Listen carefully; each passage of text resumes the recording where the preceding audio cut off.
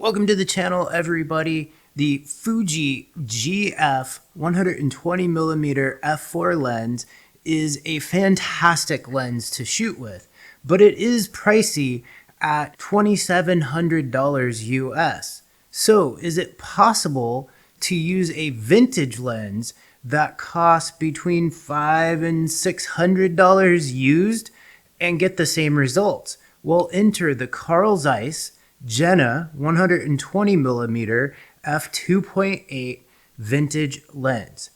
I'm going to compare these two lenses and tell you what my thoughts are on them and why I have a favorite. So stick with me. Alright, so let's start off by talking about these two lenses.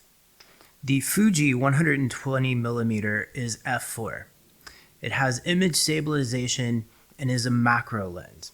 The autofocus is really snappy for medium format and is a huge advantage for the GF lens. The Carl Zeiss Jena is faster, being an f2.8 lens. My version has multi-coating, which significantly helps reduce glare, and at 550 grams is about half the weight and size of the Fuji. To compare these lenses, I went out and I shot a variety of different images, everything from landscapes to portraits to up close kind of still life. Also, I will preface that I did not use any filters, no circular polarizers or anything like that, which is all stuff that I would typically do if I was out shooting images.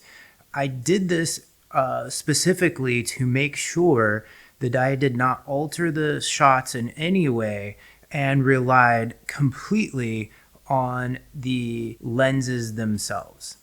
Up first is this landscape image of a cloud.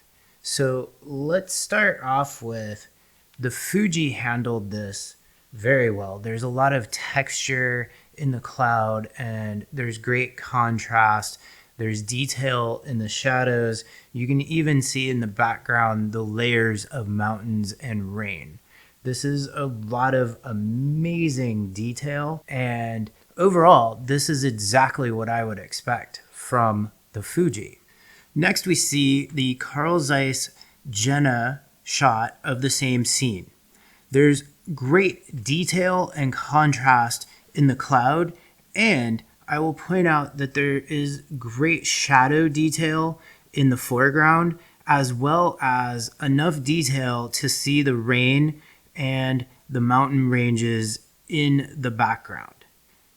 So after just a little bit of editing, adjusting for exposure, and a little bit of contrast, along with converting this image to black and white from a raw file, the Fuji and the Carl Zeiss really look very, very similar, and I would be very happy with either of the results from these images. This next image is where we really start to see the difference between these two lenses. This side-by-side of a still life shows the images unedited, just dumped into a raw converter. See that the Fuji file is much cleaner and has great color compared to the Carl Zeiss from the get-go. This was super interesting and significant because I really didn't expect the files to be that much different before they were edited, but we clearly see here that that is not the case. Here the images are after some minor editing. See that the Carl Zeiss image does clean up, but it did require much more time in post-processing. That extra time means less time shooting, which to me gives the Fuji the win with this image. As I mentioned earlier, the 120mm focal length is an excellent focal length for portraiture. These side-by-side portraits show you how the Carl Zeiss versus the Fuji worked out for a portrait. I basically made these completely unedited except for converting them to black and white and needing to crop the Carl Zeiss a little bit to get them as close to similar as possible. You can see here where the Fuji is super sharp, and you can even see the pores in the model's skin, whereas on the Carl Zeiss Jena lens, it's a little softer. It has a little bit more character, for lack of a better way of saying it, and I really do prefer this look from the Carl Zeiss Jena a little bit better than I like the Fuji for portraits. Also, given that the Carl Zeiss Jena is an f2.8 compared to the Fuji at f4, the Carl Zeiss does have an advantage with shallower depth of field at f2.8 for portraits as well. Since the Fuji is a macro lens, it has a very short minimal focusing distance. That is actually 45 centimeters, whereas the Carl Zeiss Jena lens has a minimal focusing distance of 125 centimeters. So based on this, I set up a tight, shallow depth of field still life shot using cactus in a planter. Here you can see those images side by side. What you can see with these two images that are basically unedited is that the shadow detail seems to be much better in the Carl Zeiss Jena lens. This really surprised me given that everything else looks fairly similar, especially in the highlights. I also really like the blurred background bokeh for both images. I find that it looks pretty similar, but the Fuji has a little bit more blur to it at this distance. With this still life, we again see that the Fuji and the Carl Zeiss are really close optically. And so far, the images have been so close that it's really tough to tell much of a difference between the two lenses.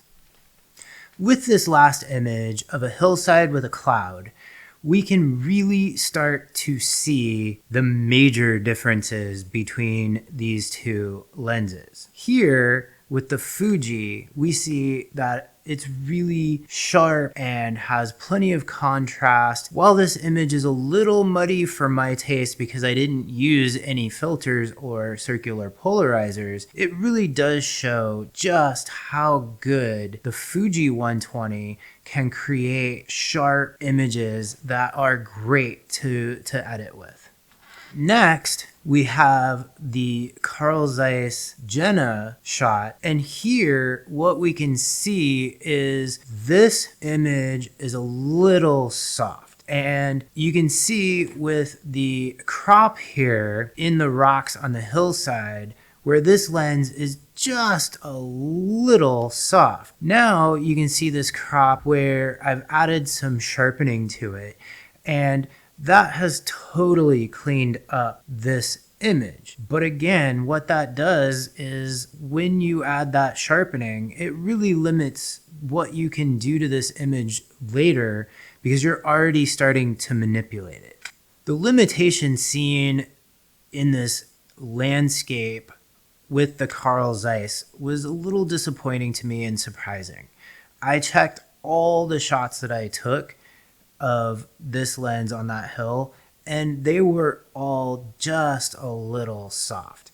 Now, the sharpening did fix it, and the image had really great contrast when you compare it to the Fuji, but it does show that there is a limitation with this lens.